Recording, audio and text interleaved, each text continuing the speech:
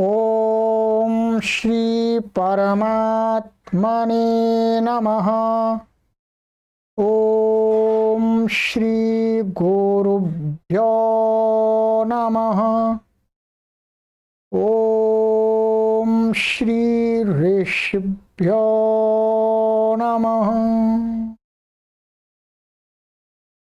ओम असतो मा सद्गमय तमसो मा ज्योतिर्गमय मृत्योर्मामृतंगमय। ओम शांति शांति शांति।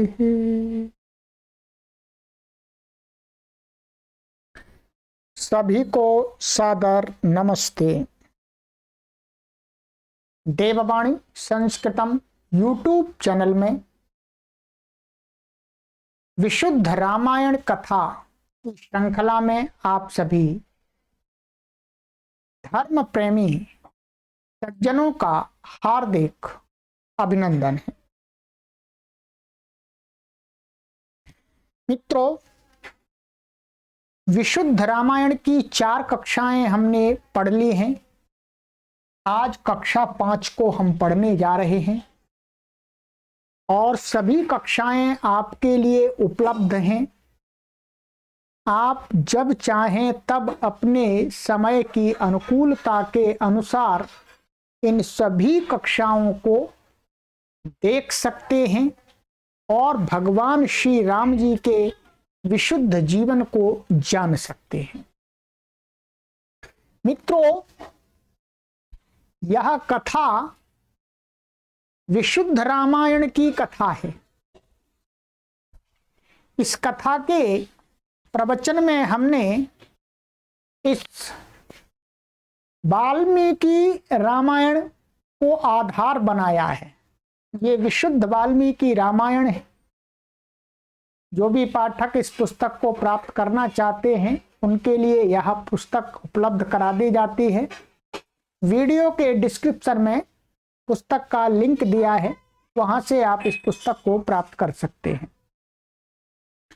भगवान श्री राम जी के विशुद्ध जीवन को मित्रों 1 करोड़ लोगों में ले जाने के लिए हम यह कार्य कर रहे हैं। भगवान श्री राम जी के जीवन के विषय में लोगों में बहुत भ्रांतियां हैं, इससे लोग भगवान श्री राम जी के जीवन को बिना जाने ही जीवन बिताते रहते हैं। तो हम भगवान श्री राम जी का जो वास्तविक उनका जीवन था, भगवान श्री राम जी जो थे उनका ही वर्णन इस कथा के अंदर होगा और उस काल में जो भी महापुरुष हुए हैं उनके भी शुद्ध विशुद्ध जीवन को बताया जाए। मित्रों, सबसे पहले मेरा आपसे यही निवेदन करता हूं मैं अपना कि आप अपने आसपास के लोगों तक भगवान श्री राम जी के विषय की सही जानकारी पहुंचाने के लिए इन वीडियोज को निरंतर शेयर करते रहें। इन वीडियोज को केवल आपको सुनना है मेरे मित्रों, सुनना है, कुछ लिखना नहीं है, कुछ रटना नहीं है आपको मित्रों। और आपने इन वीडियोज को सुन लिया तो आप भगवान श्री राम जी के शुद्ध जीवन चरित्र को समझ जाएंगे और आप कहेंगे हाँ, यही भगवान श्री राम जी का जीवन होना चाहिए। तो मित्रों, आप व्हाट्सएप नंबर से भी जुड़ सकते हैं और अपने सोशल मीडिया पर इन वीडियोज को सभी को शेयर कीजिएगा। प्लेलिस्ट में कॉलम बना दिया गया है विशुद्ध रामायण कथा नाम का, उस पर क्लिक कीजिएगा और वीडियोज को देखते रहिएगा। भगवान श्री राम जी को अपना आदर्श पुरुष मानते हुए, महापुरुष मानते हुए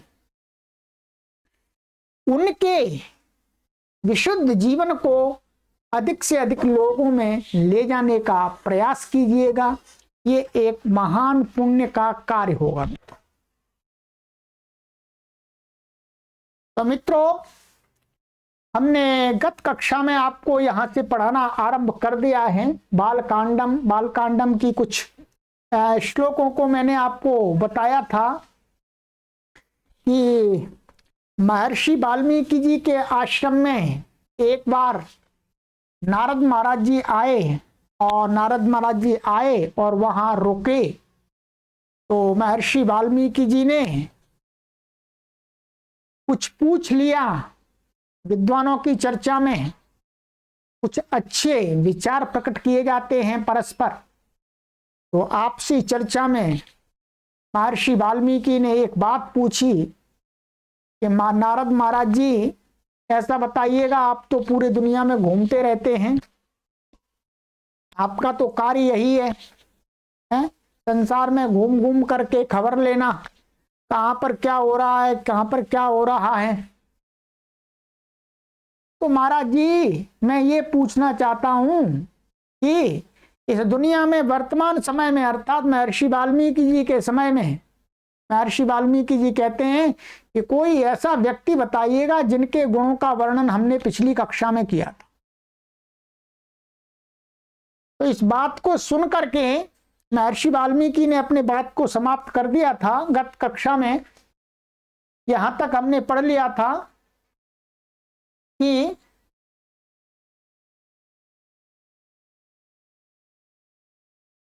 एतदिच्छाम्यहं श्रोतुं परम कौतूहलं हि मे महर्षे त्वं समर्थोसि ज्ञातुमेवं विधम नरम।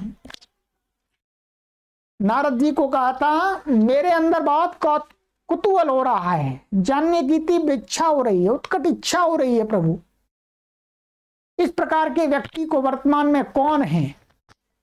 ठीक है,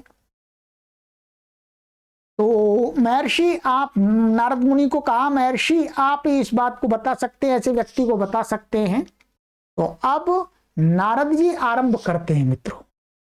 अब नारद जी बता रहे हैं आगे महर्षि वाल्मीकि को कि ये व्यक्ति है, ऐसा व्यक्ति मैं बता रहा हूं, एक व्यक्ति है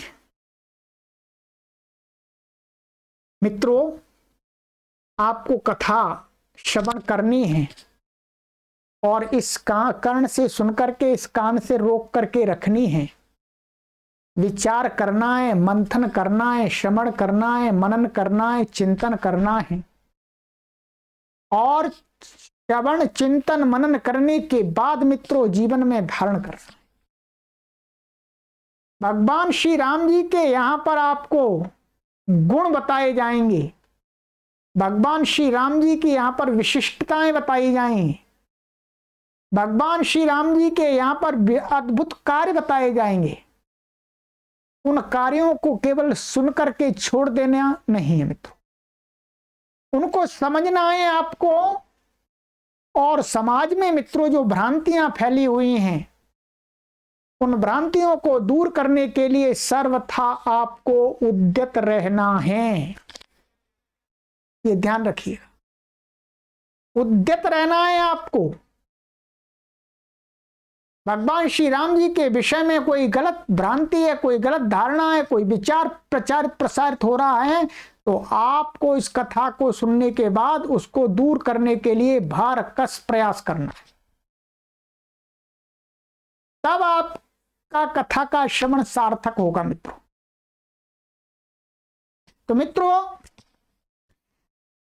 महर्षि वाल्मीकि जी की बात को सुन करके अब नारद मुनि कहते हैं, नारद मुनि के लिए श्लोक ये है, आगे श्लोक है, आइएगा मेरे साथ, आप उच्चारण भी कर सकते हैं। संस्कृत माता है, ईश्वरीय भाषा है, इसका आप उच्चारण करेंगे तो आपको महान पुण्य की प्राप्ति भी होगी मित्रों। कहते हैं, श्रुत्वा चैतत् त्रिलोकज्ञो वाल्मीके नारदो वचः श्रूयतामिति चामन्त्र्य प्रहृष्टो वाक्यमब्रवीत्। ब्रवीत।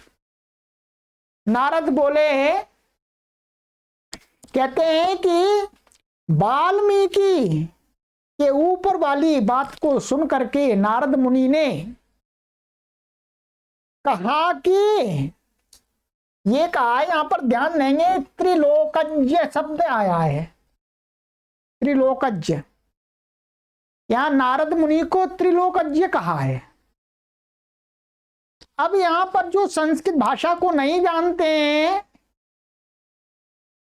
तो वो यहां पर क्या विचार करते हैं, त्रिलोकज्ञ माने संपूर्ण ब्रह्मांड, तीनों लोकों को जानने वाला।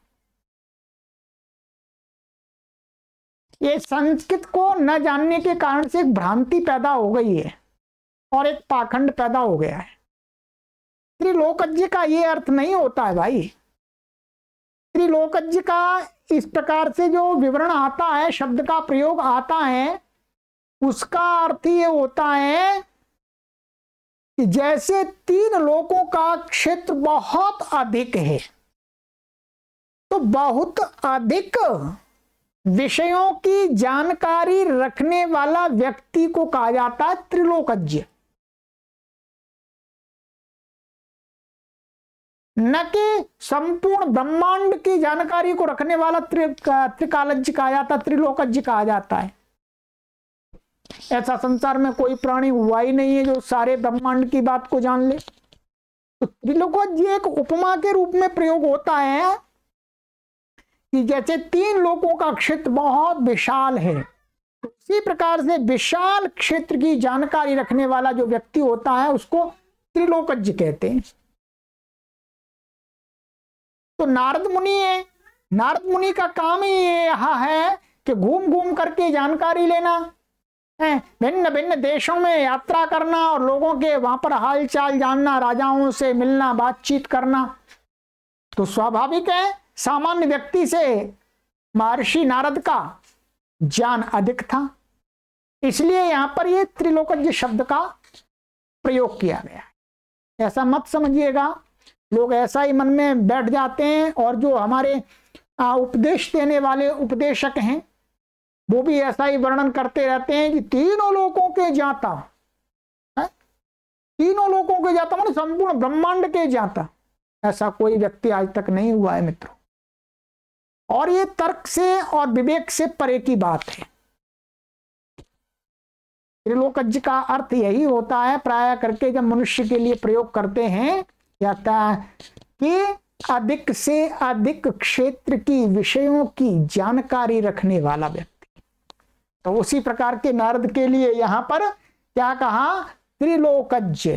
त्रिलोकज्ञ जो नारद थे उन्होंने वाल्मीकि की जो वचनों को सुनकर के और उनको आमंत्र माने उनको आहु कहा, कह करके कहा कि सुनो अब मैं आपको बताता हूं, ठीक है, अब मैं आपको बताता हूं कि जिस प्रकार के व्यक्ति की बात आप कर रहे हैं ऐसे व्यक्ति कौन है। नारद मुनि जी जानते हैं। अभी तक महर्षि वाल्मीकि जी वास्तुतः राम को नहीं जानते हैं और बहुत सारे लोग यहाँ पर क्या है, एक भ्रमित धारणा को लेकर के जीते रहते हैं। कहते हैं कि श्री राम जी से पहले ही महर्षि वाल्मीकि 10,000 साल पहले 10,000 साल पहले रामायण को लिख दिया था। बताइएगा कितनी बड़ी गप। यहां तो महर्षि वाल्मीकि जी श्री राम जी को जानते ही नहीं है, उस समय तक नहीं जानते हैं। जब तक नारद से मिलकर के बात करते हैं उस समय तक भगवान श्री राम जी को वाल्मीकि जी नहीं जानते हैं। तो कहते हैं कि जो इस प्रकार की बात को प्रचारित प्रसारित करते हैं उनको थोड़ा रोकिएगा भाई, इतनी बड़ी गप को मत लगाइएगा। अधिक बड़ी जब गप कर देते हैं तो अंधविश्वास फैल जाता है और जिसके विषय में फैलाया जाता है वो अप्रामाणिक व्यक्ति हो जाता है मित्रों, अप्रासंगिक हो जाता है मित्रों। तो इसलिए वाल्मीकि जी ने 10,000 साल पहले कोई रामायण नहीं लिखी है। 10,000 अर्थात राम के जीवन से भी पहले कहते हैं, ऐसे सुनाते हैं लोग अपनी कथाओं में, और लोग भी सुनते रहते हैं। वो उतना तर्क तो लगाते नहीं, उन्होंने ये वाल्मीकि रामायण पढ़ी नहीं है। यहाँ पर वाल्मीकि जी नारद मुनि से पूछ रहे हैं कि भाई कौन व्यक्ति है, वो राम जी को जानते ही नहीं है, राम जी को नहीं जानते वस्तुतः, तभी तो कहा है। तो कहते हैं यह सुन तीनों लोगों का वृत्तांत जानने वाले देवऋषि नारद प्रसन्न होकर कहने लगे। नारद को भी प्रसन्नता हुई, भाई ये व्यक्ति ऐसा जिज्ञासा कर रहा है, चलो मैं बता देता हूं, ठीक है। तो मित्रों, इस प्रकार से बहुत सारी भ्रांतियों को निवारण करते जाइएगा। ये श्लोक आपके लिए प्रमाण है। इस प्रकार के श्लोक आपके लिए प्रमाण आएंगे और आप बता सकेंगे, कह सकेंगे, समझ सकेंगे कि भाई ये गलत बातें प्रचारित प्रसारित भगवान श्री राम जी के बारे में और रामायण के विषय में हो रही हैं, इनको स्टॉप करना चाहिए। कोई भी कितना भी बड़ा कथाकार हो, जब तक कोई कथाकार सत्य का वर्णन नहीं करेगा तो वो बड़ा कथाकार कहां से हुआ, बड़ा कथाकार नहीं हुआ मित्रों। और मित्रों ध्यान रखिएगा, भगवान श्री राम जी के विषय में जो हजारों भ्रांतियां पैदा कर दी हैं, उनमें ये सबसे बड़े कारण हैं, ये सबसे बड़े कारण हैं मित्रों। तो कहते हैं नारद मुनि प्रसन्न होकर के कहने लगे, क्या कहने लगे, आइएगा। अब नारद मुनि कहते हैं बहवो दुर्लभाश्चैव ये त्वया कीर्तिता गुणाः मुने वक्ष्याम्यहं बुद्ध्वा तैरयुक्तः श्रूयतां नरः। कहते हैं भाई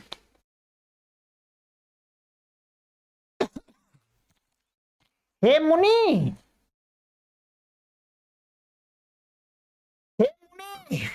आपने जिन बहुत से तथा दुर्लभ गुणों का वर्णन किया है, उनसे युक्त मनुष्य के संबंध में सुनिए, मैं सोच विचार के पश्चात कहता हूं।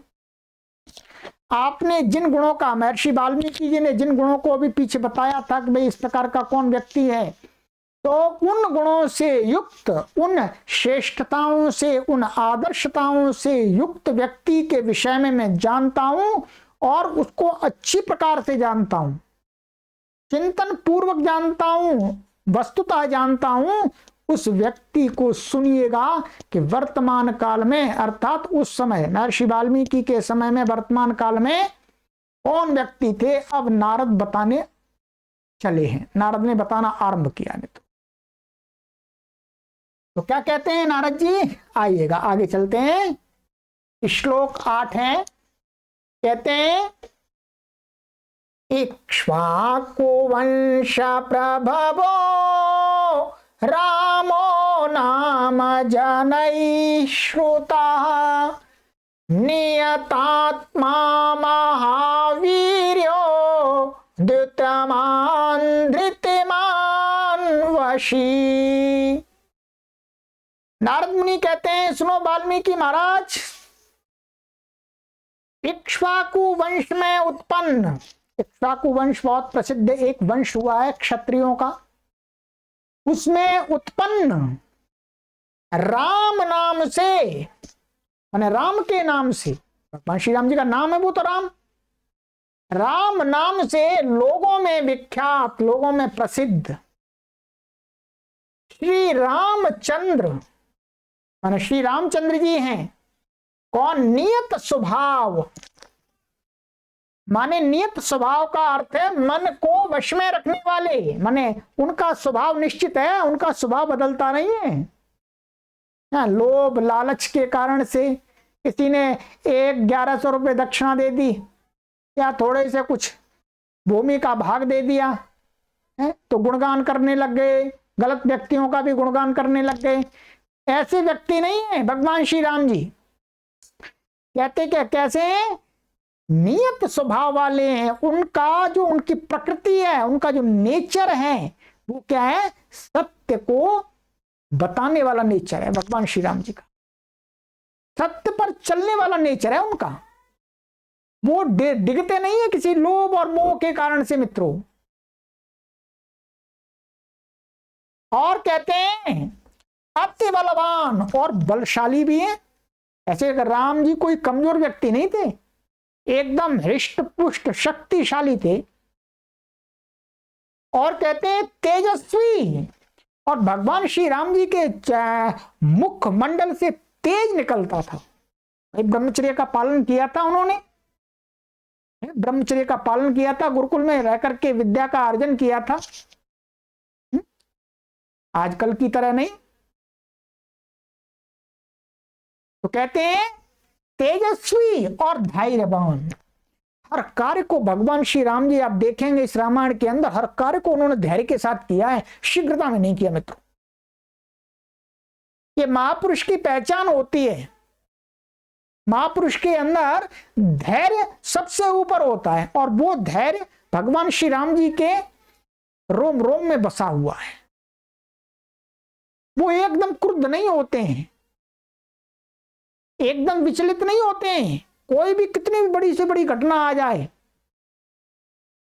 क्या कई ने दशरथ से राम के लिए 14 वर्ष का वनवास मांग लिया, और इस बात को सुनकर के भगवान श्री राम जी विचलित नहीं हुए, क्रुद्ध नहीं हुए, एकदम उनका चेहरा लाल नहीं हुआ। उन्होंने धैर्य पूर्वक सुना कि भाई क्या बात हुई है, क्या हुआ है, अब क्या करना है। तो धैर्य पूर्वक तो कहा। नारद मुनि कहते हैं कि भगवान श्री राम का, वो जो श्री राम नाम के व्यक्ति हैं, उनका एक गुण ये है धैर्यवान मित्र। और इसीलिए भगवान श्री राम जी सफल हुए, क्योंकि उन्होंने धैर्य रखा। और जो धैर्य नहीं रखते हैं वो व्यक्ति जीवन में असफल हो जाते हैं मित्रों। तो भगवान श्री राम जी का ये गुण हमें अवश्य जीवन में धारण करना चाहिए मित्रों, कि हमें धैर्यवान जरूर बनना चाहिए। कितने भी बड़े से बड़े कार्य हों, धैर्य के साथ यदि कोई व्यक्ति करता है, धीरता के साथ कोई व्यक्ति करता है, तो उस कार्य को वो पूर्ण कर देता है, सफलता प्राप्त कर लेता है मित्रों। और कितने से भी छोटे से छोटा कोई कार्य हो और वो धैर्य के साथ में नहीं करता है, तो सामर्थ्य होते हुए भी वो उस कार्य को अधूरा छोड़ना पड़ता है उसे। तो कहते हैं धैर्यवान और जितेंद्रिय। कैसे? वशी, वशी का अर्थ है जितेंद्रिय। आज मित्रों भगवान श्री राम जी को फॉलो करने वाले लोगों को विचार करना चाहिए, चिंतन करना चाहिए कि हमारे महापुरुष कितने जितेंद्रिय थे, अर्थात उन्होंने अपनी इंद्रियों पर विजय प्राप्त की हुई थी। और हम क्या कर रहे हैं हमको देखना होगा। तो नारद मुनि कहते हैं कि भगवान एक राम नाम के व्यक्ति हैं जो इन गुणों से युक्त हैं। और आगे कहते हैं अभी बहुत सारे गुण हैं, ये गुणों को हमको धारण करना है, तभी हमें राम की कथा सुनने का फल मिलेगा मित्रों। और क्या कहते हैं नारद मुनि, श्लोक 9 और 10 में, बुद्धिमान नीतिवान वाग्मी श्रीमान शत्रु निबर्हणः विपुलांसो महाबाहो कंबुग्रीवो महानु महोरस्को महेश्वासो गूढ़जत्रुररिन्दमः अजानुबाहु सुशिरा सुश्ललाट सुविक्रमः। बहुत सुंदर, कितने सुंदर सुंदर भगवान श्री राम जी के गुण हैं रे, कितने महान व्यक्ति हैं। कहते हैं वे श्री राम बुद्धिमान हैं। बुद्धिमान है वो, वैसे ही नहीं है। नीतिज्ञ हैं, नीतियों को जानने वाले हैं। मधुर भाषी हैं और मीठा बोलते हैं। आपने भगवान श्री राम जी को कहीं पर भी कटु बोलने की बात नहीं सुनी होगी, चाहे कोई भी हो, चाहे शत्रु बेशक हो, मीठा बोलते हैं वो। श्रीमान, श्रीमान हैं माने लक्ष्मी उनके पास में है, श्री उनके पास में है। और शत्रुनाशक, और क्या है, शत्रुओं का नाश करने वाले हैं भगवान श्री राम जी। शत्रु का अर्थ है दुष्ट, उनकी शत्रुता दुष्ट व्यक्तियों से ही है, दुष्ट व्यक्तियों का ही वो संहार करते हैं, अन्यथा वो किसी से शत्रुता करते ही नहीं है। और कहते हैं विशाल कंधों वाले, उनके कंधे हैं ये उठे हुए हैं एकदम, बहुत अच्छे कंधे हैं उनकी बनावट। और गोल तथा मोटी भुजाएं वाले हैं, उनकी जो भुजाएं हैं वो एकदम गोल गोल और मोटी मोटी हैं। अच्छा, मतलब एकदम बहुत अच्छी है उनका स्वास्थ्य। और कहते हैं शंख के समान गर्दन वाले हैं, उनकी गर्दन है वो शंख के समान एक अच्छे आकार की बनी हुई है, हैं? प्रभु ने उनको ये दिया है। और कहते हैं बड़ी ठोड़ी वाले, उनकी ठोड़ी अच्छी है, थोड़ी सी उठी हुई है, नीचे को लंबी है मतलब। और बड़े भारी धनुष को धारण करने वाले हैं, और भाई बड़े धनुष को धारण करते हैं, छोटे मोटे को नहीं करते। उस समय तो धनुष बाण की परंपरा थी, क्षत्रिय लोग धनुष बाण को ही रखते थे। आजकल फौज में सैनिक जैसे बंदूक राइफल्स आदि रखते हैं, उस समय धनुष बाण ही चलता था मित्रों। तो बड़ा धनुष धारण करते हैं, छोटा मोटा नहीं करते। और कहते हैं उनके गर्दन की हड्डियां मांस से छिपी हुई हैं, ऐसा नहीं हड्डी चमक रही हैं, हृष्ट पुष्ट हैं तो ये ढकी हुई हैं एकदम, बहुत सुंदर गर्दन का आकार दिखता है। वे शत्रु का दमन करने वाले, वे शत्रु को मारने वाले हैं, शत्रु को समाप्त कर देते हैं। उनकी भुजाएं घुटनों तक लटकती हैं और लंबी लंबी भुजाएं हैं। हमारी तो इतनी नहीं है, पर जिनकी घुटनों तक भुजाएं होती हैं वो श्रेष्ठ व्यक्ति माने जाते हैं। तो भगवान श्री राम जी की जो भुजाएं हैं वो घुटनों तक जाती हैं। और उनका सिर सुंदर है, सिर भी जो बनावट है वो भी सुंदर है एकदम। और माथा चौड़ा है, जो माथा चौड़ा, जो पतले माथे वाले व्यक्ति बुद्धिमान नहीं होते हैं, मंद बुद्धि वाले होते हैं।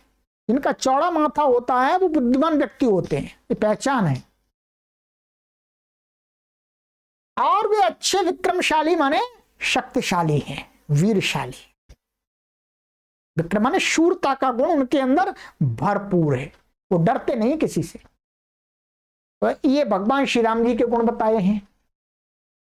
और क्या कहा, और बताते हैं आगे।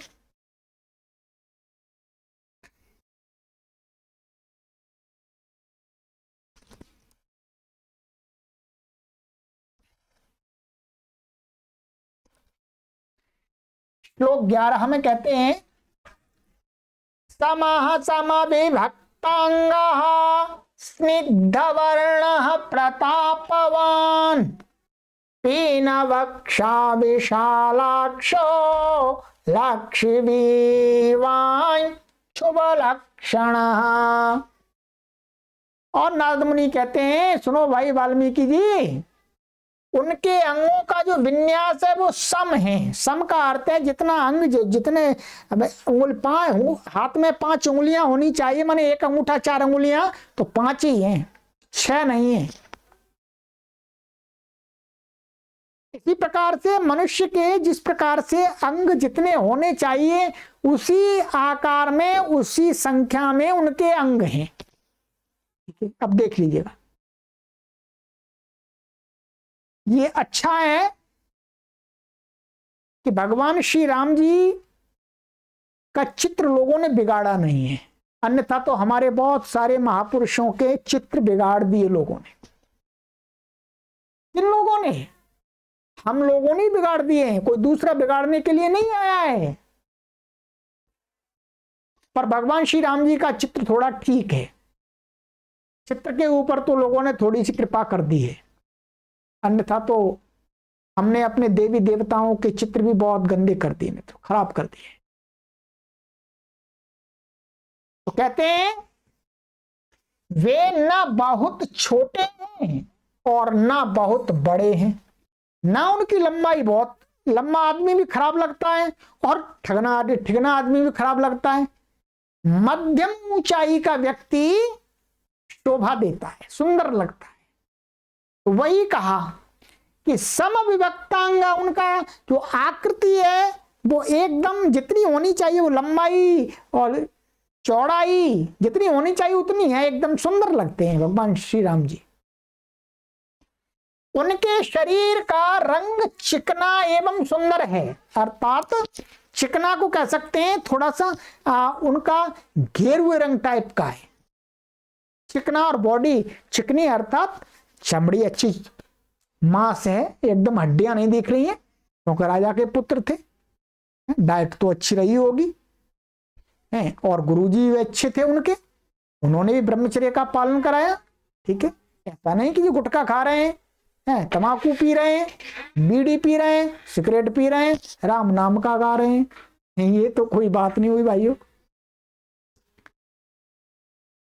अरे भगवान श्री राम जी का शरीर देख लीजिएगा, उनके गुणों को देख लीजिएगा।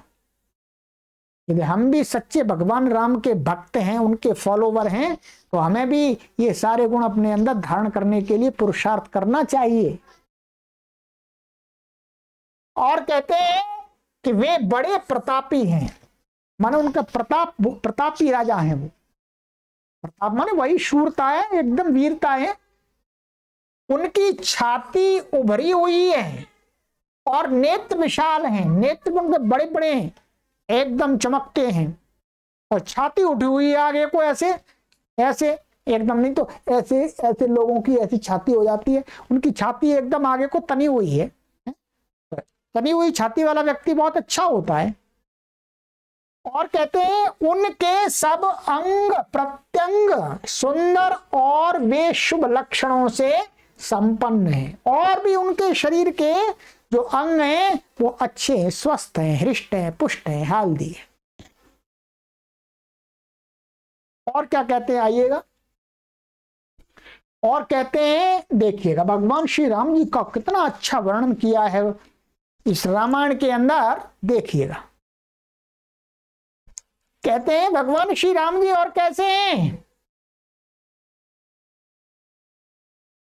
धर्मज्ञः सत्य संधश्च प्रजानां च हिते रतः यशस्वी ज्ञान संपन्नः शुचिर्वश्यः समाधिमान।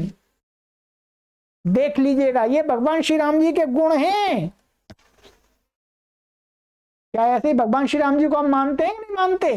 क्या कह रहे हैं, धर्मज्ञ, भगवान श्री राम जी धर्म को जानने वाले हैं। ऐसा नहीं है कि वो अनपढ़ हो, वो धर्म के धर्म शास्त्रों का उन्होंने अध्ययन किया है। और कहते हैं सत्य संधश्च, सत्य के प्रति निष्ठावान हैं, दृढ़ प्रतिज्ञ हैं। जो बात उनको सत्य लगती है उसको वो एकदम प्रतिज्ञा पूर्वक करते हैं, झूठा नहीं, झूठे नहीं है कि थोड़ा सा कोई कुछ दे दिया जी बदल गए, किसी ने कुछ दान दक्षिणा अधिक दे दी उसके गुण गा दिए, वो है नहीं बिल्कुल वैसा। वो नहीं, सत्य के प्रति दृढ़ प्रतिज्ञ हैं, असत्य के प्रति नहीं, सत्य के प्रति। प्रजानां च हिते रतः, और कैसे हैं, प्रजा के हित में हमेशा रत रहते हैं। क्या, जो प्रजा है, जनता है, उसके हित में लगे रहते हैं।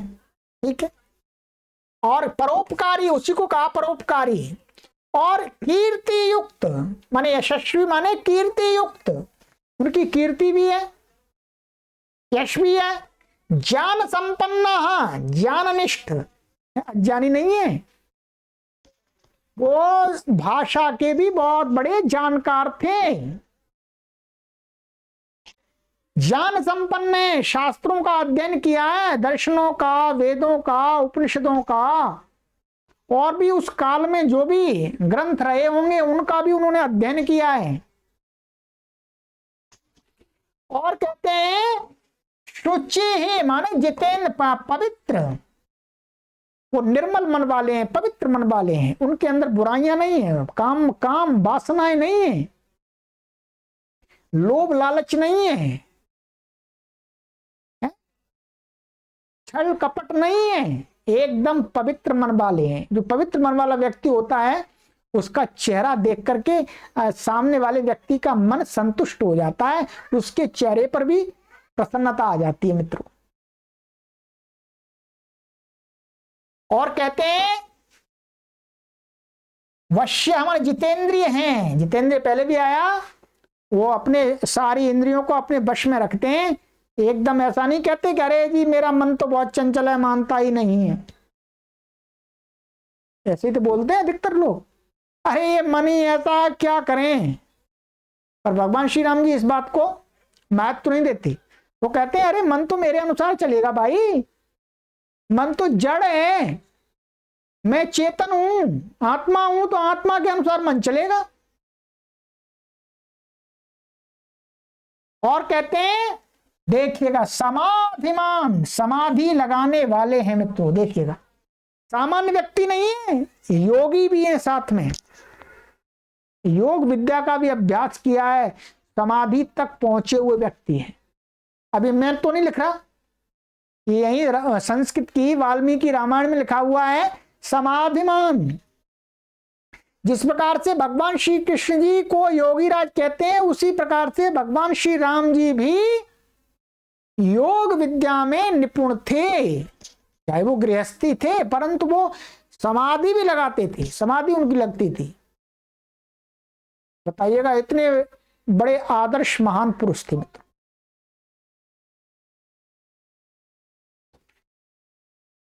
और क्या कहते हैं, आगे कहते हैं प्रजापति समः श्रीमान धाता रिपुनिषूदन रक्षिता जीवलोकस्य धर्मस्य परिरक्षिता, रक्षिता स्वस्य धर्मस्य स्वजनस्य च रक्षिता, वेद वेदांग तत्वज्ञो धनुर्वेदे च निष्ठितः। कितनी बड़ी बात कही, सुन लीजिएगा। जो लोग भगवान श्री राम जी को तमाशा बनाते हैं, अरे भाई उनको भगवान श्री राम जी को तमाशा मत बनाइएगा, वो हमारे महापुरुष हैं, आदर्श पुरुष हैं,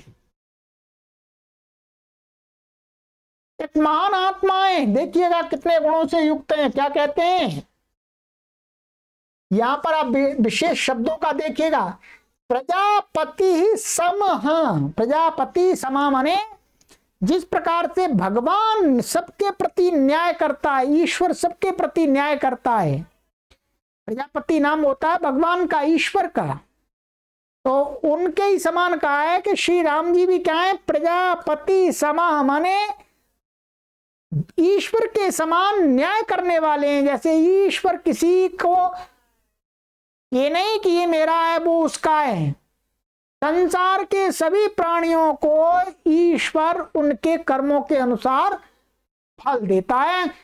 ईश्वर के सभी हैं, ऐसा नहीं कि ये मेरा है, ये भारत देश का है, ये अमेरिका का है, ये उस देश का है, जी मैं तो भारत से ज्यादा प्यार करता हूं, अमेरिका से नहीं करता हूं। नहीं, ईश्वर के लिए सभी देश के वासी नहीं, संसार के समस्त प्राणी एक समान है, सबके समान, सबके साथ न्याय करता है, एक समान। भाई जैसा कर्म करोगे वैसा फल मिलेगा, कोई भी रिश्वत वाली बात नहीं है। ठीक उसी प्रकार से उपमा दी यहां पर कि भगवान श्री राम जी भी कैसे हैं, प्रजापति समः, अर्थात सबके साथ में समान न्याय। ऐसा नहीं है मेरा भाई है, ये मेरी माँ है, ये मेरा पिता है तो कोई बात नहीं, उल्टे सीधे काम करते रहो। नहीं भाई, दंड देते हैं, दंड देते हैं। और कहते हैं अति शोभावान, और सबके पोषक हैं, माने सबके पालन पोषण की व्यवस्था भी करते हैं, अर्थात उनके राज्य में जो भी लोग रहते हैं, प्राणी रहते हैं, वे शत्रुओं का नाश करने वाले हैं। ठीक है, रिपु ये लिखा हुआ है, धाता धारण करने वाले, रिपु निषूदन, शत्रु, रिपु माने शत्रु का नाश करने वाले हैं। और रक्षिता जीवलोकस्य, जीवलोकस्य का अर्थ है कि वो जिस राज्य के राजा थे उसका वो पूरा पालन पोषण करते थे, उनकी व्यवस्थाएं करते थे। ठीक है। और का धर्मस्य परिरक्षिता, और परंतु धर्म का भी रक्षण करते थे, धर्म की हानि ना हो जाए, लोग धर्म का पालन करें, ये भी व्यवस्था बनाते थे उसकी रक्षा के लिए। धर्म के नाम पर लोग धंधा ना बना लें, ऐसी भी व्यवस्था बना के रखते थे। भाई जो धर्म के नाम पर धंधा करेंगे उनको दंड मिलता था। देखो, धर्म का सत्यानाश तो अधिक से अधिक कौन करते हैं? धर्म का सत्यानाश करते हैं धर्म के नाम पर धंधा बनाने वाले। ध्यान रखिएगा, धर्म के विरोधी लोग नहीं करते, धर्म को ना मानने वाले लोग इतना हानि नहीं करते, उससे कई गुनी हानि कौन करते हैं? धर्म के नाम पर धंधा करने वाले लोग। तो ऐसे लोगों को भी दंड की व्यवस्था है भगवान श्री राम जी के राज्य में। और कहते हैं रक्षिता स्वस्य धर्मस्य, और उनका जो अपना धर्म है, क्या है उनका अपना धर्म? क्या है उनका अपना धर्म? है वो एक राजा है तो प्रजा का पालन करना और अपने प्रति जो कर्तव्य है उनका पालन करना। ठीक है, ये उनके धर्म है। तो स्वस्य धर्मस्य रक्षिता, अपने कर्तव्यों की भी रक्षा करते हैं। वो अपने कर्तव्यों की रक्षा करने का तात्पर्य है कि अपने कर्तव्यों को 100% ईमानदारी के साथ वो निभाते हैं मित्रों। और कहते हैं स्वजनस्य च रक्षिता, और जो उनके अपने परिवार के लोग हैं उनकी भी रक्षा करते हैं, करनी चाहिए रक्षा। और अब देखिएगा, अब बात बहुत विशेष आ रही है मित्रों। वेद वेदांग तत्वज्ञः धनुर्वेदे च निष्ठितः, वेद को जानने वाले हैं, ये समझ लीजिएगा। क्या? भगवान श्री राम जी वेद को जानने वाले हैं। पूरे रामायण में कहीं पर यह नहीं कहा जाएगा कि भगवान श्री राम जी गीता को जानते हैं, ये नहीं कहा जाएगा।